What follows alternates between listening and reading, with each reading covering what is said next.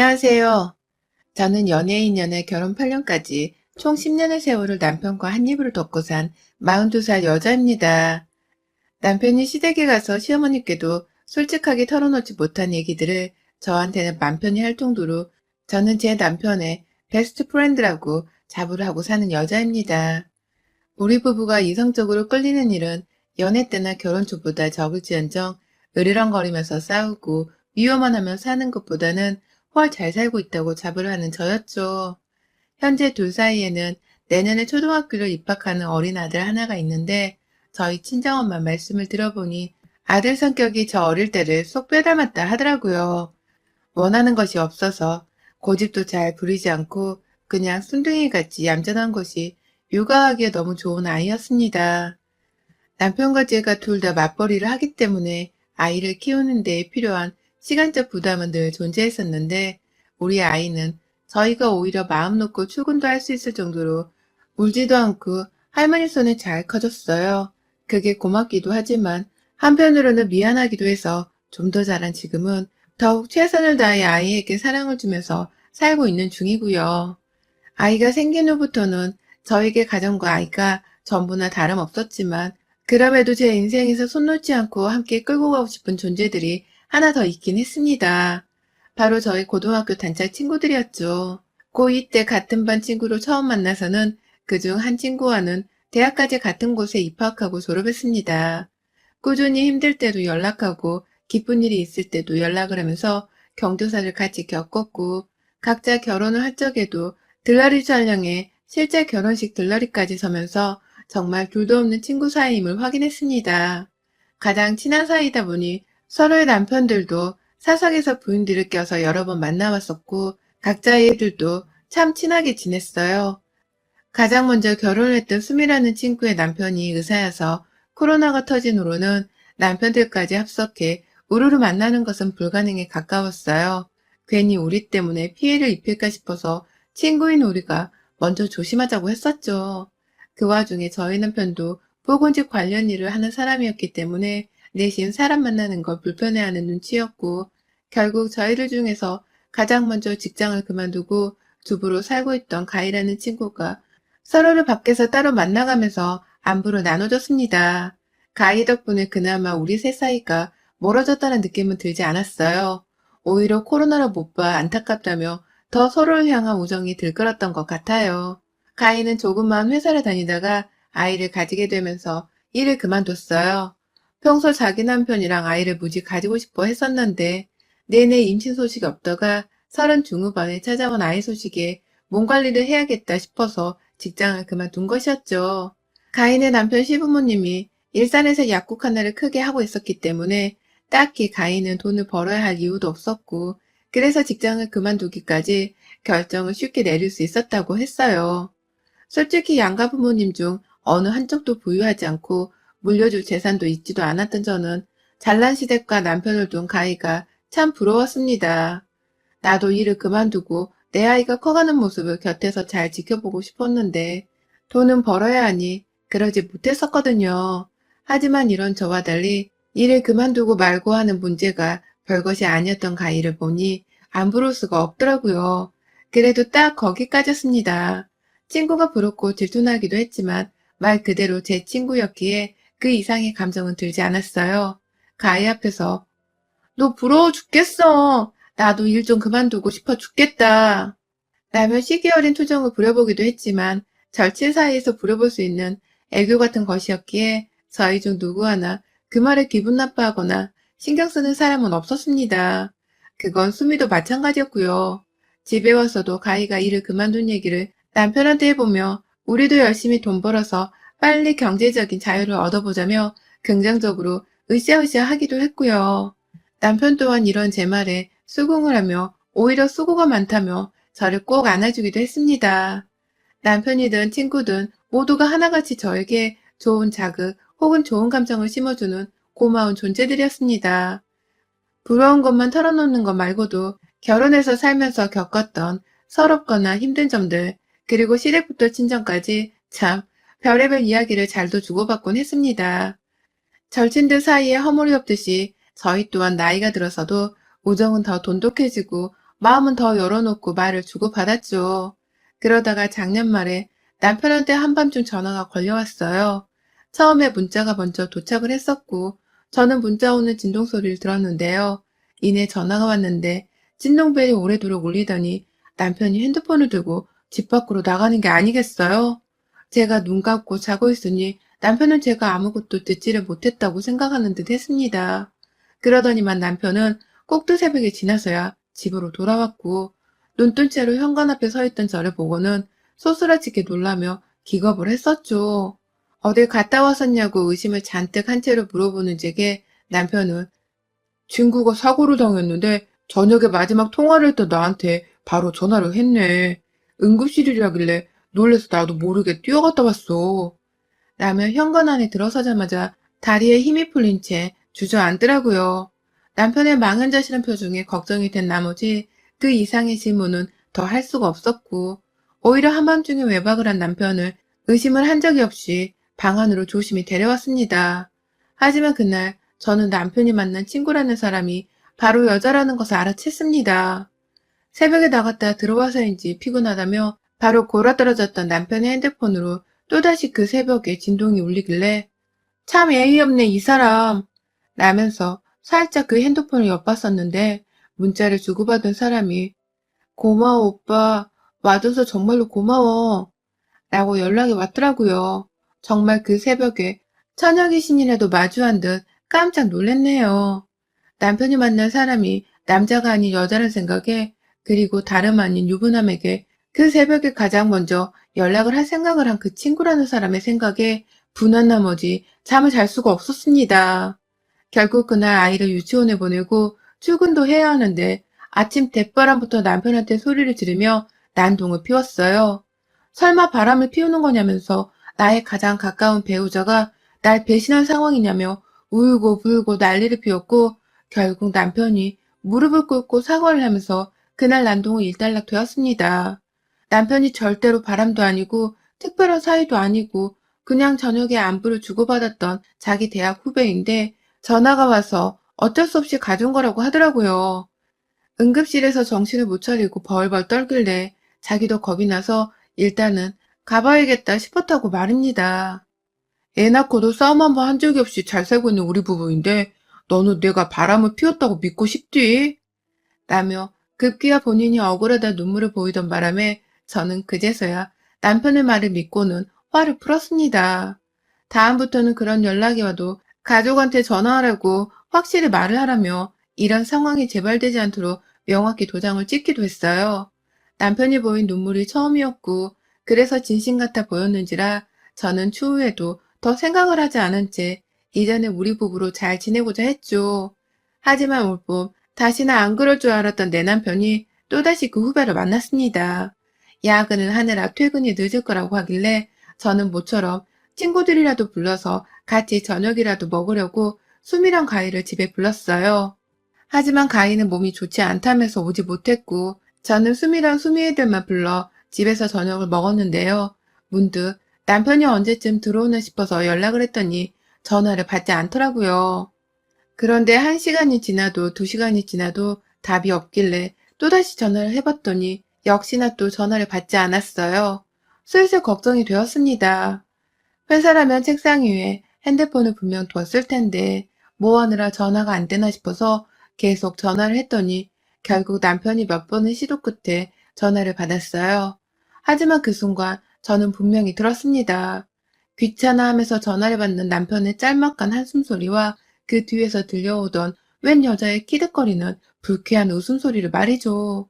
회사라고 하며 전화를 끊는 남편의 무뚝뚝한 말에 수미가 집으로 돌아가기까지 정신을 못 차렸습니다. 결국 제 표정을 눈치챈 수미가 무슨 일 있냐고 물어보길래 작년 말부터 있었던 남편의 대학 후배라는 여자에 관한 의심을 솔직하게 털어놨어요. 설마 그간 야근을 한다며 늦었던 날들 중에 대학 후배를 만나느라 거짓말을 한 날들이 있을까 하는 생각에 남편이 바람을 피우는 것일지도 모르겠다며 급기야 눈물을 보였고요. 하지만 수미가 그러더라고요. 야, 니네 남편이 우리 중 가장 와이프한테 살갑고 따뜻하게 해주는 남자인 거 네가 제일 잘 알잖아. 나랑 가희가 너네 남편 다정하다고 얼마나 부러워하는데 그러니까 오빠가 바람 피웠다는 말은 하지 말자.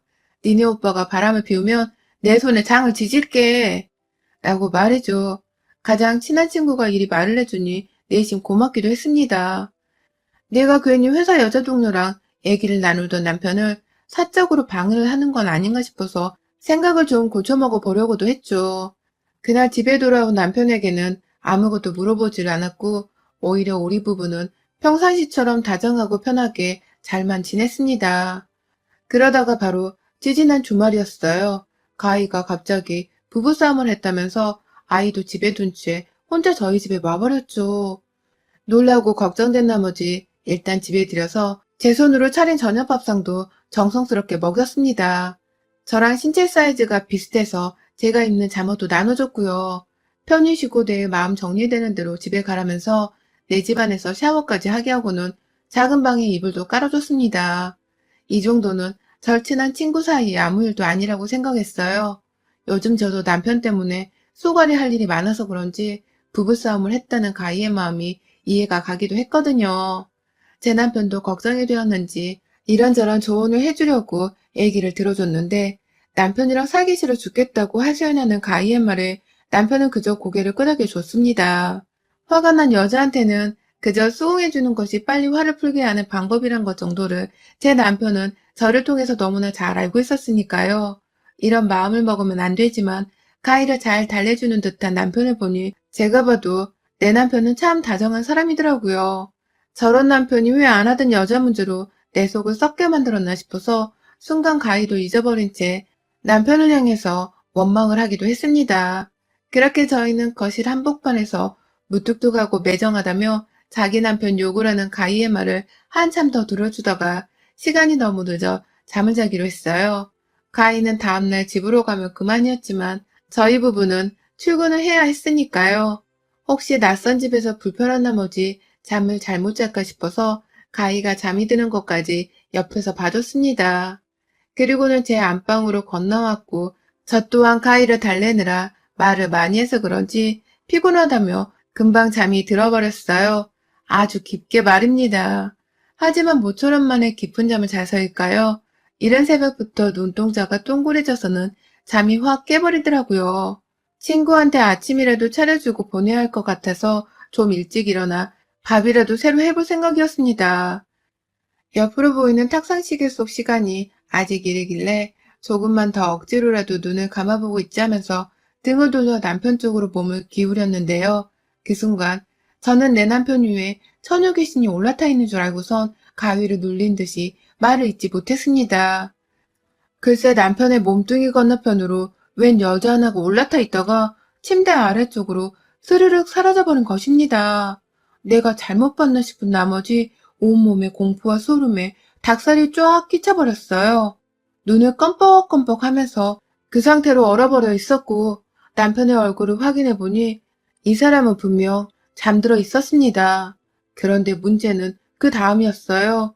제가 무서운 나머지 눈을 감은 채 실눈을 떠 조심스레 남편을 다시 바라보니 침대 아래로 사라졌던 의문의 여자 그림자가 다시 슬그머니 침대 위로 나타나는 게 아니겠어요? 그리고는 내 남편의 팔을 지그시 눌러대는데 그때 남편의 눈동자가 떠졌습니다. 알고 보니 남편이 제 옆에서 제 인기척에 계속 자는 척을 하고 있었더라고요. 눈을 뜬 남편은 저를 한번 쳐다본 뒤에 반대편에 있던 그림자를 올려다봤고 이내 두 사람은 마치 귀신이 사람 몸속으로 영혼을 불어넣듯 스르륵 한 몸이 되었습니다. 여자 그림자의 입술이 내 남편의 입술로 스르륵 다가왔고 이내 두 사람은 아주 뜨거운 숨소리를 서로에게 줘가면서 입을 맞췄어요. 그리고 깨달았죠. 이건 귀신과 영혼을 주고받는 괴이한 현상이 아닌 사람과 사람이 와이프를 옆에 두고도 바람을 피워대는 불륜의 현장이라고 말입니다. 쭉쭉 걸어가면서 점점 커져가는 여자의 몸짓과 거칠어져가는 내 남편의 숨소리. 그 와중에 제가 깼는지 안 깼는지 확인을 하면서 지들끼리만의 스릴을 즐기고 있는 모습은 정말 가관이었습니다. 점차 여자의 정체를 알겠는 그 순간 어두운 방 안에서 시야 확보가 된 제 눈에 들어온 그녀는 바로 가희였어요. 내 잠옷을 입히고 내 집에서 샤워도 시키고 잘 자는 모습까지 확인하며 걱정을 해줬던 내 절친한 친구년이 내 안방에 기어들어와 내 남편을 탐하며 나를 속이고 있는 상황이었습니다. 실눈을 뜨며 죄인 마냥 몰래 훔쳐보고 있던 제 눈은 어느새 죽이고픈 살기가 가득 차 눈에 큼지막히 뜬 채 바로 옆에서 그 짓거리를 하는 두 년놈을 바라봤어요. 순간 흥분을 했는지 가희도 자신도 모르게 큰 소리로 아찔한 소리를 내버렸고 그 순간 가희의 입을 막아빗던 남편이 겁도 없이 가희의 목을 어루만지다가 손을 아래로 내리더라고요. 그러더니만 가희의 가슴 앞에서 그 손을 멈춘 채 그제서야 옆에서 누워 자고 있는 와이프 생각이 났는지 저를 쓱 쳐다봤어요. 그리고는 저와 눈이 마주쳤죠.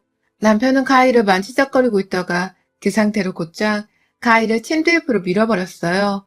쿵하는 소리와 함께 침대 아래로 떨어지는 것이 정말 귀신이 아니라 사람이 맞더라고요. 그것도 내 절친한 친구인 가희 말입니다. 이제야 네 와이프가 눈에 들어오냐? 이 도른 새끼야? 라는 외침과 함께 침대에서 일어나 남편의 몸뚱이에 올라타선 목을 졸라댔습니다. 그러다 옆에서 인기척이 들리며 방 밖으로 도망을 나가는 가희년이 보인 바람에 도망칠까 싶어 가희부터 쫓았어요. 내 아이 깨우면 너 진짜 니네 가정이고 친구 관계고 다 엉망진창 될 줄 알아. 인생 이대로 쪽내고 싶지 않으면 그 입 닥치고 조용히 맞아. 라면서 가희를 안방으로 끌고 들어와서는 머리채를 휘어잡았습니다. 아들을 깨우면 니들 다 죽는다는 소리를 몇 번이나 했는지 몰라요.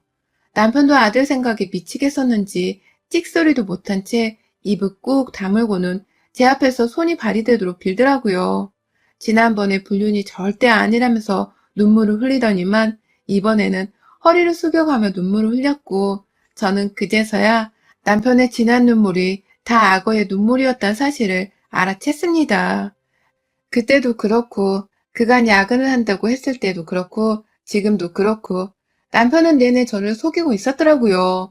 그것도 절친한 와이프 친구와 불륜이라니 참담한 실정이었죠. 제 손에 결국 얻어터지다 코피가 터진 가인은 자기 얼굴에서 나오는 피를 본 채 말했습니다.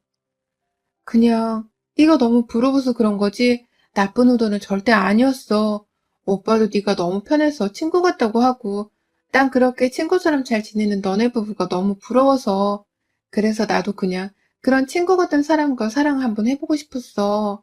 우리 남편은 날 무슨 종부리듯 부려먹을 생각만 하니까 내가 너무 서럽고 외로웠던 적이 많아서 잠깐 너네 오빠한테 혹 했었나 봐. 진짜 이렇게까지 깊어질 줄은 몰랐는데 내가 잠시 너무 외로워서 라고 말해줘. 무뚝뚝한 남편 때문에 외로웠던 것이 불륜의 이유라고 짓거리는 친구의 말은 저를 더 약오르고 열받게 만들었어요. 절친한 친구인 내 잠옷을 입은 채로 내 안방에 기어들어와서는 내 남편과 불륜을 저질렀다는 것은 결코 용서할 수 없는 문제였으니까요. 결국 그날 저는 두 년놈들을 모두 제 안방에서 쫓아냈어요. 가인의 남편한테 곧바로 전화를 해서는 안방 한구석에서 아들이 깰까봐 소리도 지르지 못한 채 나지막히 욕부터 짓거리며 네 와이프가 내 남편이랑 그 집에다 걸렸으니까 우리 집 와서 빨리 데려가 라고 고자질을 해버렸고요. 그래서 가인은 저희 부부 앞에서 지 남편 손에 빵까지 쳐맞으며 끌려 나갔습니다. 가인의 남편은 제 남편을 치겠다며 자기 집에 있는 골프채까지 들고 왔더라고요. 그래서 제가 아이가 깼니 제발 소리는 피우지 말아달라면서 남편까지 아예 집 밖으로 쫓아내버렸어요. 밖에서 주워 터지던지 말던지 알아서 피하라는 심상이었습니다. 그날 저는 수미한테도 새벽 동안 있었던 엄청난 일에 대해 말을 전했고 놀란 나머지 수미는 자기 회사 반차까지 쓰곤 저희 집으로 찾아왔어요. 저 또한 충격으로 회사를 가지 않았고요. 가희의 배신에 유부녀인 저희 둘은 어쩔 줄 몰라 하며 화를 삭혔고 저는 수미 앞에서 얼마나 오열을 했는지 모릅니다. 나의 그 다정하던 남편이 내가 아닌 내 친구에게 느꼈다는 사실을 두고두고 받아들일 수가 없었거든요. 결국 저는 저만치나 화가 나 복수에 불탄 수미의 도움을 받아 수미의 남편의 친구이자 이혼 변호사인 지인까지 소개를 받았습니다.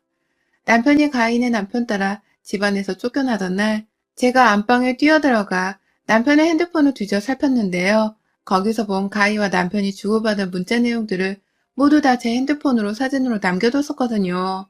가지고 있는 모든 자료는 변호사님께 제출을 하고 고소를 진행했습니다.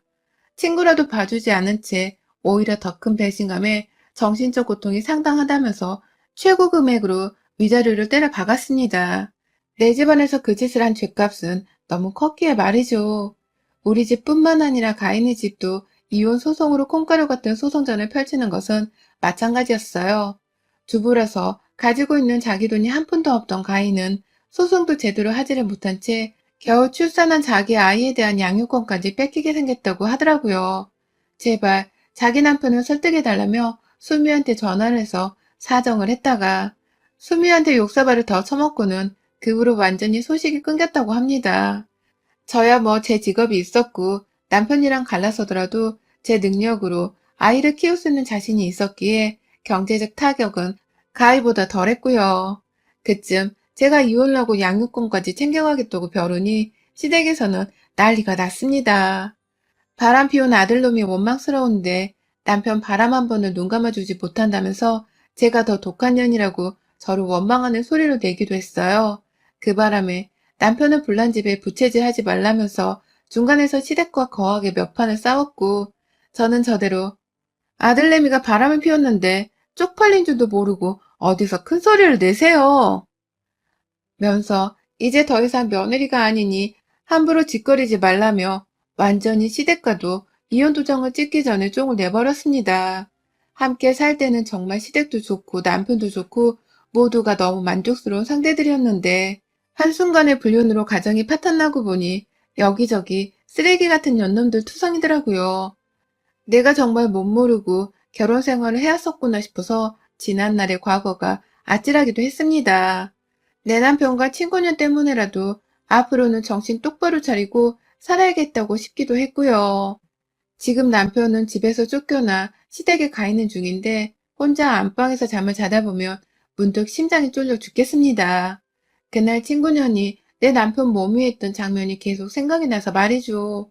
이불이며 베개며 싹 다 버리고 새로 사서 지내고 있는데도 쉽사리 그날의 장면이 잊혀지진 않네요. 이 후유증이 얼마나 오래 갈지는 모르겠지만 당분간은 절대 잊혀지지 않을 것 같습니다. 여러분의 생각은 댓글로 남겨주세요. 오늘도 시청해주셔서 정말 감사합니다.